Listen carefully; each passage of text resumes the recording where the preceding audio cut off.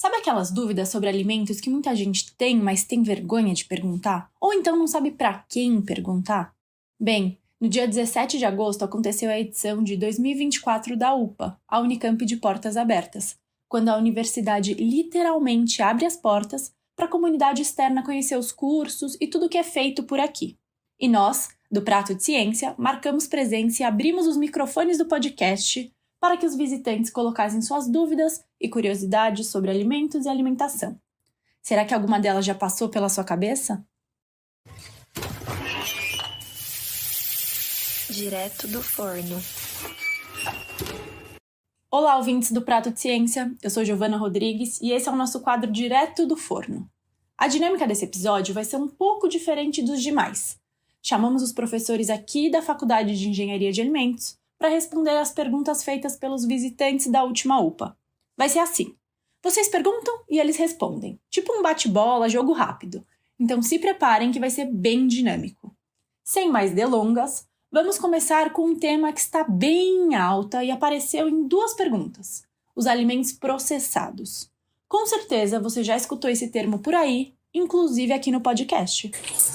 Meu nome é Rafael, tenho 37 anos, sou aqui de Campinas e minha pergunta é: o que são alimentos minimamente processados? Meu nome é Sara Alexandre Clavígio, eu tenho 9 anos e a minha pergunta é: que tipo de alimentos são ultraprocessados e que tipo de alimentos não são? Olá, ouvintes do Prato de Ciência, aqui é a professora Natália Dantas, do Laboratório de Políticas Públicas do Departamento de Ciência de Alimentos e Nutrição. Para responder as perguntas do Rafael e da Sara, eu vou utilizar como base o Guia Alimentar para a População Brasileira, que traz a definição de 4 categorias de alimentos baseadas na sua formulação ou tipo de processamento empregado. A gente tem a primeira categoria, que inclui os alimentos in natura e minimamente processados.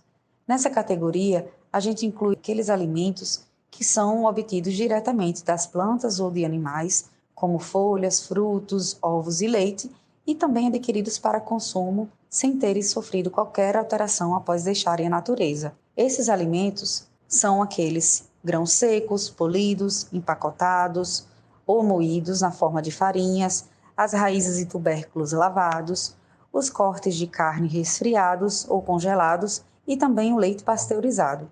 Na segunda categoria, a gente está falando aqui dos ingredientes culinários. Então, a gente tem esses produtos extraídos de alimentos in natura ou diretamente da natureza que são utilizados pelas pessoas para temperar e cozinhar os alimentos e preparações culinárias. Como exemplos, temos esses produtos, os óleos vegetais, as gorduras como a manteiga, o sal e o açúcar. Na terceira categoria, a gente inclui os alimentos que são processados, ou seja, fabricados essencialmente com a adição de sal ou açúcar a um alimento in natura ou minimamente processado. Então aqui a gente inclui os legumes em conserva, as frutas em calda, os queijos e os pães. Na quarta categoria, a gente está falando dos ultraprocessados, que são a última categoria, que inclui produtos cuja fabricação envolve diversas etapas e técnicas de processamento e produtos adicionados como ingredientes, aditivos industriais, exclusivamente para essa finalidade. Nessa categoria, a gente inclui biscoitos recheados, salgadinhos de pacote e macarrão instantâneo. Além desses ultraprocessados que são mais óbvios e fáceis de identificar, como os que a professora Natália acabou de citar, temos cada vez mais e mais produtos que são lançados todos os dias. Muitos deles com o apelo de serem mais saudáveis, com alto teor de proteínas e que atendem os mercados vegetarianos e veganos. A dúvida do Luiz tem tudo a ver com essa tendência. Meu nome é Luiz Eduardo, eu tenho 33 anos e eu gostaria de saber sobre ultraprocessados relacionados à salsicha para quem é vegetariano e vegano, porque em tese dizem que é melhor para baixar o consumo de carne, porém esse ultraprocessamento, como que a gente consegue identificar ele na embalagem e saber se de fato é um produto para se consumir ou não? Olá, Luiz. Eu sou o professor Marcelo Prado, aqui da Unicamp. Olha, a melhor forma de você verificar os produtos é ficar atento aos rótulos, principalmente na lista de ingredientes. Por lei, as empresas são obrigadas a declarar nos rótulos todos os ingredientes que são utilizados para produzir aquele alimento. Você deve fazer uma leitura geral da embalagem, da tabela nutricional, para verificar as calorias, os compostos, esse tipo de coisa. E também ler os ingredientes para saber quais foram utilizados e aí sim tomar uma decisão. Outra dica é sempre procurar marcas conhecidas. Ninguém está isento de fraudes. Por isso, busque informações de quem é o fabricante, para assim você poder confiar nas informações que estão nos rótulos e poder consumir um produto de qualidade sem prejudicar a sua saúde. Tá bom? Obrigado, até a próxima. Por falar em saúde, provavelmente você já ouviu falar da creatina, uma das queridinhas do momento, principalmente entre quem faz exercício físico. Acredito que você já tenha tido essa mesma dúvida do Lucas. Meu nome é Lucas, eu tenho 20 anos, eu vim de Coapé, sul de Minas Gerais. Minha pergunta é: quais são as consequências da creatina, do uso da creatina? Meu nome é Gabriela Macedo e eu sou docente na FEA, ministro as disciplinas de Bioquímica de Alimentos, Processos e Bioquímica Nutricional. Bom, acho que é importante a gente observar que a creatina é um produto natural formado por aminoácidos presentes no nosso próprio corpo e que podem também vir da dieta, principalmente de proteínas animais. A creatina tem um papel importante na formação de energia para o músculo. Então, os músculos esqueléticos, aqueles que a gente usa quando se movimenta ou faz exercício, eles precisam de várias fontes de energia diferentes e uma das fontes mais rápidas que ele pode obter é através do sistema creatina e creatina fosfato. Então, basicamente, o papel da creatina no nosso corpo é dar energia rápida para os músculos. A gente sabe que tem uma série de suplementos de creatina e pessoas têm tomado creatina e evidências existem de que realmente o uso da creatina como suplemento pode auxiliar na formação de massa magra ou de músculos, principalmente em pessoas de 18 a 30 anos.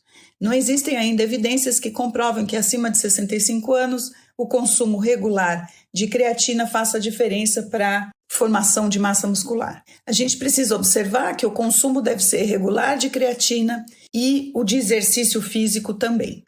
De uma maneira geral, aumenta a performance dos exercícios, ajuda na recuperação e fadiga por exercícios intensos e aumenta a tolerância por injúrias físicas e reduz câimbras e injúrias musculares. O mais novo conceito a favor da creatina é que ela pode melhorar a memória de curto prazo, funções cognitivas e neuroproteção, mas isso já é história para outro capítulo.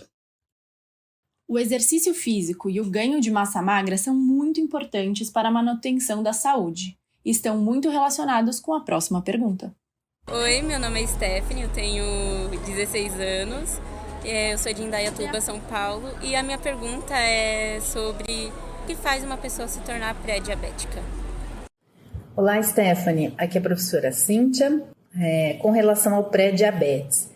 Como que uma pessoa, como que a gente pode precaver, né, ou como uma pessoa se torna pré-diabético? O pré-diabetes é um primeiro estágio antes da gente, de fato, se tornar um indivíduo diabético, né? Aqui a gente está falando do diabetes tipo 2. Então, os dois fatores que têm maior correlação com o desenvolvimento desse quadro pré-diabético ou resistente à insulina é o ganho de peso excessivo e o sedentarismo. Nesse caso, o que está acontecendo no nosso organismo? A gente continua produzindo o hormônio insulina, no entanto, os nossos tecidos não são mais tão responsivos ao hormônio e, portanto, a gente não consegue regular mais a nossa glicemia. Então, o tratamento, a princípio, para isso é melhorar a qualidade da sua dieta, perder peso e, se possível, praticar atividade física.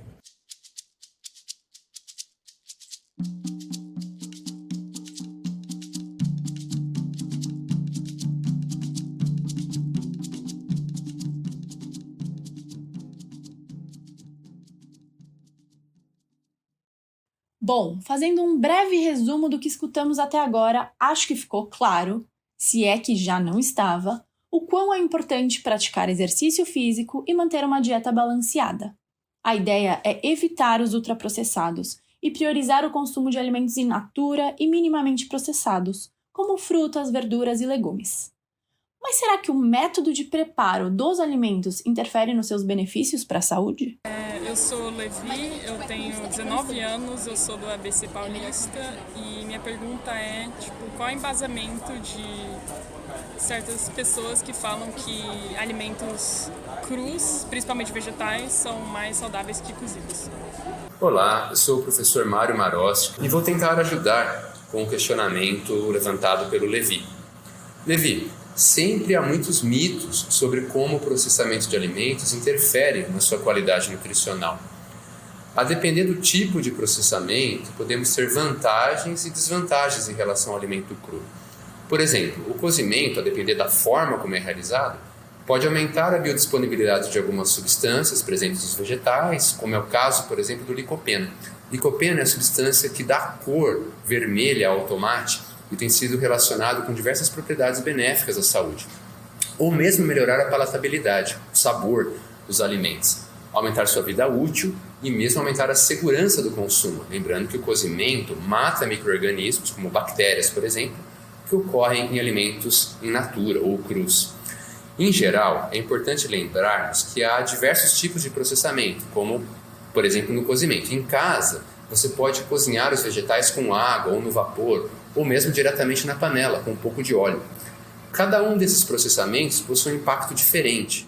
Vamos tentar exemplificar cada um deles. Se você, por exemplo, cozinhar um vegetal na água e jogar fora essa água de cocção, provavelmente vai perder muitas das vitaminas e minerais presentes no vegetal.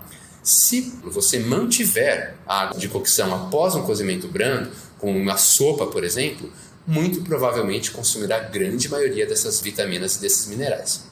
Se, por exemplo, fizer uma cocção no vapor, muito provavelmente consumirá as vitaminas e os minerais em sua totalidade. Bom, espero ter ajudado com as suas dúvidas. Um abraço. Durante a vida toda, nos deparamos com várias informações sobre alimentos. Isso pode, aquilo não pode, isso faz bem, aquilo faz mal. Hoje em dia, vemos muito isso pelas redes sociais. Mas quem lembra como era antigamente? Muitas dessas ideias a gente escutava desde criança com as nossas avós. E a pergunta do João é um ótimo exemplo. Olá, eu sou o João, da Unesp de Bauru.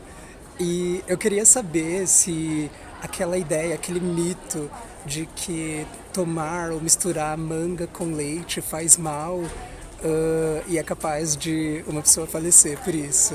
Olá, tudo bem? Me chamo Andressa, sou pesquisadora e uma das professoras da disciplina de Química de Alimentos. A sua pergunta é uma dúvida para muitas pessoas, mas posso garantir para você que falar que o consumo de leite com manga faz mal não passa de um mito, mais uma fake news em alimentos e nutrição. Vou te explicar um pouquinho, com base na nossa história, de onde vem essa lenda. O mito surgiu durante a época do Brasil colônia e de maneira intencional. Em uma época assombrosa da nossa história, onde pessoas eram escravizadas e tratadas como mercadoria, o leite era um alimento caro, escasso e apenas consumido pelos senhores do engenho. Enquanto isso, as mangas eram frutas abundantes e amplamente consumidas pelos escravizados. De forma a evitar o consumo conjunto de leite com manga, a lenda de que isto poderia causar intoxicação foi criada pelos patrões. Portanto, não há fundamento científico nenhum que argumente que o consumo de manga com leite faz mal. Apenas se tratou de uma tentativa de segregar, por extrato social, o que as pessoas teriam o direito de comer. Por outro lado, do ponto de vista nutricional, a combinação de manga com leite é bastante adequada. A manga possui alto conteúdo de alguns compostos benéficos à saúde, chamados carotenoides, que conferem a cor amarela do fruto. Estes componentes são bastante amigos e solúveis em gorduras, um macronutriente encontrado no leite integral. Desta forma, quando consumidos em conjunto, o leite integral aumenta a quantidade de carotenoides presentes na manga que é absorvida, o que é bem interessante do ponto de vista nutricional. A gente vai finalizar o episódio com uma pergunta que possivelmente muitas das pessoas que vieram conhecer a nossa faculdade de Engenharia de Alimentos durante a UPA queriam que fosse respondida. Olá, eu me chamo Marcos Paulo Deto, sou professor de Geografia do Colégio IP de Assis. A minha pergunta é: qual é o maior conflito entre a turma da nutrição e da engenharia de alimentos? Obrigado pela oportunidade. Olá, Marcos, tudo bem? Aqui quem fala é a professora Cíntia, sou nutricionista e sou docente aqui na Engenharia de Alimentos. Então, qual é o maior conflito entre a turma da nutrição e da Engenharia de Alimentos?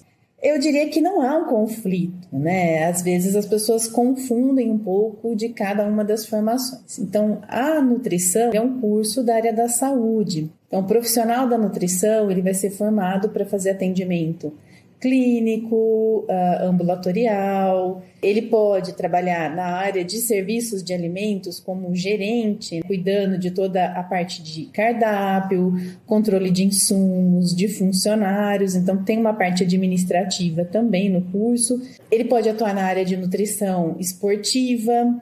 Ele pode atuar na indústria também, na parte de P&D, auxiliando, né, na estruturação aí de novos produtos, pensando em apelos nutricionais, mas sempre com o olhar de um assessor nesse sentido, tá? E o engenheiro de alimentos, ele é aquele profissional que estuda a parte da produção mesmo de alimentos. Ele vai atuar na indústria, pensando em equipamentos para o processamento dos alimentos, formulações, desenvolvimento de novos produtos, captação das necessidades do mercado, explorando um pouco mais do potencial dos ingredientes e como inserir eles nos alimentos. Então, eu acho que não existe um conflito entre as profissões, elas são complementares. Hoje, o engenheiro de alimentos ele precisa ter um pouco de conhecimento, mesmo que básico, da nutrição, visto que há uma demanda da população por alimentos mais saudáveis. E aí, a nutrição também precisa conhecer um pouco da engenharia para entender a composição dos alimentos.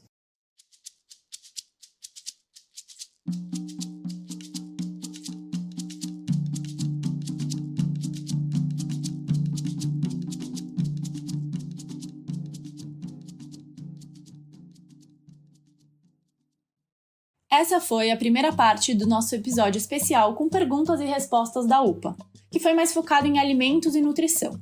No próximo episódio, teremos questões sobre segurança de alimentos, agrotóxicos, aditivos e até sobre frango com hormônio, para tentar sanar as dúvidas sobre o imenso universo dos alimentos. Nos acompanhe aqui nas redes sociais para não perder a segunda parte.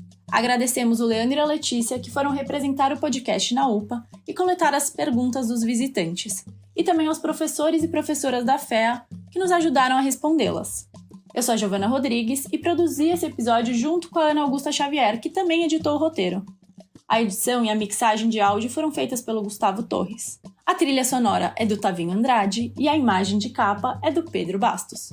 O Prato de Ciência é um projeto da Secretaria de Pesquisa da FEA, a coordenação do podcast é do professor Eric Tobarruela e o apoio administrativo da Laís Glasser. Se quiser mandar mensagens, opiniões ou sugestões, é só entrar em contato com a gente pelo e-mail pdccast@unicamp.br ou então nos nossos perfis do Instagram e do Facebook. É só procurar por Prato de Ciência. Até o próximo episódio!